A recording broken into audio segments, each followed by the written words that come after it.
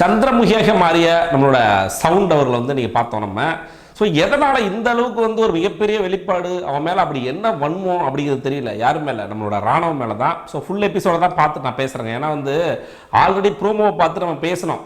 So அதில் என்ன பிரச்சனை என்ன நடந்திருக்கு அப்படிங்கிறது நமக்கு தெளிவாக தெரியவே இல்லை. ஸோ இப்போ நம்ம ஃபுல்லாக பார்த்துட்டு அதை பற்றி எக்ஸ்பிளைன் பண்ணுவோம். ஸோ அதுக்கு முன்னாடி வந்து இந்த கேரக்டர்லாம் எடுத்து பண்ணாங்கல்ல, ஸோ அது எப்படி இருந்துச்சு அப்படிங்கிறது வந்து நம்ம முதல்ல பார்த்துடணும். ஏன்னா வந்து அருண் பிரசாத், வர்ஷினி இந்த கேரக்டர் வந்து வேற லெவலில் வச்சு செஞ்சுட்டாங்கன்னு சொல்லணும். அருண் பிரசாத்தை பொறுத்த வரைக்கும் வைஸ் பிரின்சிபல், வர்ஷினியை பொறுத்த வரைக்கும் அந்த ஃபவுண்டரோட அந்த ஸ்கூலோட ஃபவுண்டரோட பொண்ணு, நம்ம அருணோட எக்ஸ் லவ்வர் இல்லைனா எக்ஸ் ஒய்ஃப்னு வச்சுக்கலாம். ஸோ அந்த மாதிரி ஒரு கண்டென்ட் கொடுத்ததுனால ரெண்டு பேருமே வந்து இடையில அவங்க வந்து முறுக்கிட்டு போகிறதும், நம்மளோட அருண் பிரசாத் வந்து பின்னாடியே போயிட்டு வந்து ஃப்ளட் பண்ணுறதும், அது சூப்பராக வேற லெவலில் பண்ணி அசத்திருந்தாங்க. ஸோ நம்ம ஸ்டூடெண்ட்டை பொறுத்த வரைக்கும் எல்லாருமே நல்லா பண்ணாங்க. ரொம்ப சர்ப்ரைஸாக சவுண்டு வந்து டாஸ்கில் லாஸ்ட் 2-3 வாரமாக வந்து வேற லெவலில் பர்ஃபார்ம் பண்ணிட்டு இருந்தாங்க. பட் ஆனால் இன்னைய டாஸ்க்கை பொறுத்த வரைக்கும் சவுண்டு இருந்த இடமே தெரியல, கொடுக்கப்பட்ட கேரக்டர் அப்படியா அப்படிங்கிறது நமக்கு தெரியல. ஸோ அதனாலே என்னவோ ராணவ் வந்து நிறைய இடத்துல வந்து ஸ்கோர் பண்ணியிருந்தாப்ல. ஜாக்லின் வேற லெவலில் நல்லா ஸ்கோர் பண்ணாங்க, நம்மளோட தீபக் வந்து நல்லா பண்ணாரு, ரஞ்சித்து காணாமல் போயிட்டாரு, சாச்சனா காணாமல் போயிட்டாங்க, சவுண்டு காணாமல் போயிட்டாங்க, பவித்ரா வந்து இடையில காணாமல் போயிட்டாங்க, சத்யா ஏதோ லைட்டாக கண்டென்ட் கொடுக்கறதுக்கு ட்ரை பண்ணாரு. எல்லாருமே ஒரு மாதிரி கண்டென்ட் கொடுத்துட்டு இருக்கும்போது ராணவ் வந்து எக்ஸ்ட்ரா கண்டென்ட் கொடுத்துட்டாரு. என்ன காரணம் அப்படின்னா வந்து அவர் கொடுக்கப்பட்ட கேரக்டர் அந்த மாதிரி கேரக்டர் என்னன்னா, இந்த ஸ்கூல்ல ரூல்ஸ் அண்ட் ரெகுலேஷனை மதிக்காம சுத்திக்கிட்டு இருக்க ஒரு மக்கு, ஒண்ணுமே தெரியாத, ரூல்ஸை ஃபாலோ பண்ண தெரியாத, பல வருடங்களாக இந்த ஸ்கூல்லே இருக்கக்கூடிய ஒரு மக்கு அப்படிங்கிற ஒரு கேரக்டர் தான் நம்மளோட ராணா அவருக்கு கொடுத்துருந்தாங்க. சேம் லைக் இதே பேட்டர்ல தான் நம்ம சத்யாவுக்கு ஒரு கேரக்டர் கொடுத்துருந்தாங்க. அதனால ரெண்டு பேருமே பொதுவாக எல்லா இடத்துலையும் ஒரே மாதிரி தான் பர்ஃபார்ம் பண்ணிட்டு இருந்தாங்க. ஸோ அப்படி பண்ணும்பொழுது ஸ்டார்டிங்ல இருந்து இப்போ இந்த டாஸ்க் கொடுத்தாங்கல்ல, ஸோ இந்த மக்குன்னு சொல்லும் பொழுது முத்துக்குமரன் இருந்து ஒரு கமெண்ட்ஸ் வருது. என்ன கமெண்ட்னா, ஸோ இவனுக்கு ஏற்ற இது கொடுத்துருக்காங்கடா, மக்குன்னு சொல்லிட்டு படிச்சாங்கல்ல, எனக்கு இந்த கேரக்டர் கொடுக்குறாங்கன்னு சொல்லும்போது அவனுக்கு ஏற்ற மாதிரி கேரக்டர் வருது அப்படிங்கிற மாதிரி வந்து அந்த டாஸ்க்ல இல்லாதப்பயே அவனை வந்து ஒரு மாதிரி மோக் பண்றாங்க. அதாவது ராணுவ எப்படி உள்ள போர்ட்ரே பண்றாங்கன்னா, ஸோ இவன் வந்து ஒரு டம்மி பீஸு, ஒரு மக்கு, பேச தெரியல, ஒன்றுமே தெரியல, இவன் அந்த ஷோக்கு வந்ததே வேஸ்ட்டு, இவனை ஈஸியாக வெளியில் அடிப்படலாம் அப்படிங்கிற மாதிரி ஒட்டு மொத்தமாக எல்லாரும் சேர்ந்து அவனை வந்து மூவ் பண்ணுறாங்க. ஸோ அதுதான் ஸ்டார்டிங்ல இருந்து பண்ணுறாங்க. இந்த டாஸ்க் ஒன்ஸ் ஆரம்பிச்சதுக்கு அப்புறமா எல்லாருமே ஸ்கோர் பண்ணுறாங்க. சும்மா சொல்லக்கூடாதுங்க, நிறைய பேர் ஒரு 4-5 பேரை தவிர்த்து விட்டு எல்லாருமே அவங்களுக்கு கொடுக்கப்பட்ட கண்டென்ட் வந்து சிறப்பாக லைவ்ல வந்து செஞ்சாங்க. நம்ம எல்லாரும் பார்த்தோம். தர்ஷிகாவாக இருக்கட்டும், விஜய் விஷாலாக இருக்கட்டும், ஸோ ஜாக்லின் ஆல்ரெடி சொன்ன மாதிரி ஜாக்லின், அருண் பிரசாத் வருஷன்லாம் வந்து வேற லெவலில் பண்ணாங்க. சிவாலாவும் அந்த வாட்ச்மேன் கேரக்டரை வந்து அப்படியே வந்து கூட இருந்து எப்படி பண்ணுவாங்களோ அந்த மாதிரி வந்து எடுத்து பண்ணியிருந்தாப்புல. ஸோ ஜெஃப்ரி கூட வந்து அந்த அளவுக்கு வந்து பெருசாக பண்ண மாதிரி தெரியல. ஸோ ஒரு குறிப்பிட்ட சில பேர் மட்டும் தான் சரியாக பண்ணல. இந்த சுச்சுவேஷனில் ராணுவ வந்து எல்லாரையும் ஓவர்லாப் பண்ணுற மாதிரி ஒரு பர்ஃபார்ம் கொடுத்துட்டு இருந்தார். ஸ்டார்டிங்ல இருந்து எல்லாரும் வந்து வைக்கிற குற்றச்சாட்டு, ஜாக்லின் வந்து இடையில வந்து டாஸ்க் பண்ணிட்டு இருக்கும் பொழுது, ராணுவ நீங்க வந்து வெளியில தெரியறதுக்காக ஏதோ வந்து ட்ரை பண்றீங்கன்னு தெரியுது, பட் ஆனா வந்து ரொம்ப பண்ணாதீங்க, ஓவர்லாப் ஆகுது அப்படிங்கிற வார்த்தை.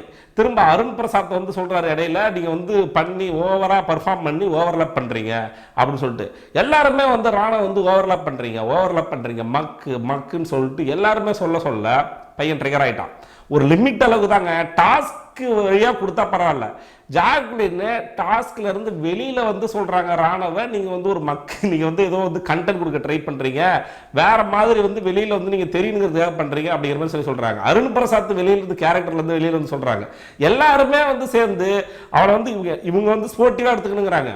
ஏதாவது ஒரு அட்வைஸ் பண்ணா எடுத்துக்கணும், நாங்க சொன்னா வந்து அக்செப்ட் பண்ணிக்கணும் அப்படின்னு சொல்லிட்டு எல்லாருமே நிறைய உருட்டுறாங்க. அதே மாதிரி இவங்களும் இருக்கணுமா இல்லையா, உள்ள போயிட்டு இவங்களுமே இதுதான் பண்றாங்க. ஸோ இதனோட தொடர்ச்சியாக தான் அந்த ஃபைட் அப்படிங்கிறது வந்து ஆரம்பிக்கப்படுது. அந்த ஃபைட்டை பொறுத்த வரைக்கும் உட்காந்து முத்துக்குமரன் எல்லாத்தையும் எக்ஸ்பிளைன் பண்ணிட்டு இருக்காரு. என்ன சொல்றாருன்னா, இந்த டாஸ்க்லாம் முடிஞ்சதுக்கு அப்புறமா ஸோ நம்ம இதுக்கப்புறம் வந்து இந்த டாஸ்க் வந்து கொஞ்சம் நல்லா மெருகேற்றி எடுத்துட்டு போகலாம். ஸோ இந்த டாஸ்க்ல இப்போ ராணுவ எடுத்துக்கிட்டிங்கன்னா வந்து சத்யா பவித்ரா லவ் பண்ணுற மாதிரி ஒரு கண்டென்ட் கொடுத்துட்டு இருக்காரு. சேம் லைக் அதையும் நீ பண்ண வேணாம், டாஸ்கில் நீ வந்து கொஞ்சமாச்சும் ரூல்ஸ் அண்ட் ரெகுலேஷனை ஃபாலோ பண்ணு அப்படின்னு சொல்கிறானுங்க. எனக்கு புரியல. அங்கே கொடுக்கப்பட்ட கேரக்டரை அந்த ரூல்ஸ் அண்ட் ரெகுலேஷனை ஃபாலோ பண்ணக்கூடாது. ஸோ இதுதான் கேரக்டர்.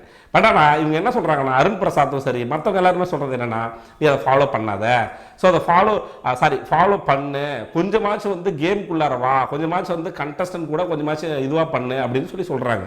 அப்படி பண்ணால் என்ன சுவாரஸ்யம் இருக்கும்? அவர் கொடுக்கப்பட்ட கேரக்டர்ல ஆள் இருக்கிறத நீ கொஞ்சம் உண்மையான கொஞ்சம் இவர் ஜெஃப்ரி வந்து எல்லாம் தெரிஞ்ச மாதிரி பேசுறாரு. நீங்கள் வந்து பிடி பீரியடில் வந்து நல்லா பர்ஃபார்ம் பண்ணுவீங்க, நீங்கள் வந்து தமிழ் பீரியடில் நல்லா பர்ஃபார்ம் பண்ணுவீங்க, நீங்கள் வந்து மோரல் டீச்சராக இருக்கவங்க ஜாக்லின் பீரியடில் வந்து நல்லா பர்ஃபார்ம் பண்ணுவீங்க, நீங்கள் இதில் பர்ஃபார்ம் பண்ணுவீங்க அப்படின்னு சொல்லிட்டு ராணுவ பார்த்து கேட்குறாங்க. அந்த ஸ்டூடெண்டோட கேரக்டர் மக்கு, ரூல்ஸ் அண்ட் ரெகுலேஷனை ஃபாலோ பண்ணதால் இந்த டாஸ்க் அப்படிங்கிறது 24/7 அப்படிங்கிறது வந்து நடக்குது. ஸ்கூல் டைமில் இருக்கும்போது ஸ்கூல் டைமாகவும், அதுக்கப்புறம் ஹாஸ்டலில் லேடிஸ் ஹாஸ்டல் ஜென்ஸ் ஹாஸ்டல்னு சொல்லிட்டு 2 இடத்துல மாறி மாறி நடக்கும். இதுதான் சுச்சுவேஷன். அப்படி இருக்கும் பொழுது ஸோ இவங்க எதை மீன் பண்ணி அவரை வந்து கொஞ்சமாச்சும் வந்து கேரக்டருக்கு உள்ளே இருந்தாலுமே கொஞ்சம் டீசெண்டாக, அதாவது வந்து கொஞ்சம் பர்ஃபார்ம் பண்ணுற மாதிரி நடந்துங்கிறாங்கன்னு சொல்கிறது எனக்கும் புரியல. வேறு ஏதாச்சும் சப்ஜெக்டில் பர்ஃபார்ம் பண்ணுங்க அப்படின்னு சொல்லி சொல்கிறதுலாம் எனக்கு புரியவே இல்லை. அவர் கொடுத்த டாஸ்க் அதுதான். ஸோ இதுக்கு அன்ஷிதா உடனே வந்து டென்ஷன் ஆகி கத்த, நம்மளோட சவுண்ட் அவர்கள் வந்து எகிரிட்டு வராங்க. சந்திரமுகியா ஒரு செகண்ட் மாறிட்டாங்க. என்ன பிரச்சனைன்னு தெரியல. ஒருவேளை வந்து என்னடா நம்மளை மாதிரி வந்து எல்லாருமே வந்து ஒரு மாதிரி தனிமைப்படுத்தி இவர் ஒரு ஸ்கோர் பண்ணி இன்னைக்கு டாஸ்கில் வந்து தனியாக தெரியிறானே அப்படிங்கிறதுக்காக கொந்தளிக்கிறாங்களா, இல்லை நேற்றுக்கு வந்து ஓப்பன் நாமினேஷனில் வந்து நாமினேஷன் பண்ணாங்க பார்த்தீங்களா, ஸோ அதனால் பண்ணுறாங்களா அப்படிங்கிறது எனக்கு தெரியவே இல்லை நண்பர்களே. செம்ம டென்ஷன் ஆகிட்டாங்க, கொந்தளிக்கிறாங்க. இவனுக்கெல்லாம் ஒன்றுமே தெரியாதுடா. ஸோ இவனுக்கு இந்த கேமை புரிய வைக்கிறதுக்குள்ளே இந்த கேமே முடிஞ்சிடும். இவன் ஒரு மக்கு மனசாம என்னென்னமோ சொல்கிறாங்க. எதுக்கு இவ்வளோ வன்மங்கள் சவுண்ட்? நம்ம என்னதான் சப்போர்ட் பண்ணாலும் இந்த இடத்துல அவன் மேலே அப்படி என்ன உங்களுக்கு வன்மம்? நேற்று ஓப்பன் நாமினேஷன் பண்ணதுனாலயா என்னன்னு தெரியல. ஸ்டார்டிங்கில் இருந்தே இவனை கண்டாலே எவனுக்குமே பிடிக்கிறது இல்லை. அவன் ஒரு கேரக்டரோட சுற்றிக்கிட்டு இருக்கு. அதை நல்லா கவனித்து பார்த்தீங்கன்னா தெரியும். ரயான் அப்படிங்கிற ஒரு கேரக்டரு பெருசாக இதுலையுமே வந்து பர்ஃபார்ம் பண்ணாமல், வாய்ஸ் ரைஸ் பண்ணாமல், பொண்ணு கூடயே சுற்றிக்கிட்டு இருக்க ஒரு கேரக்டரு.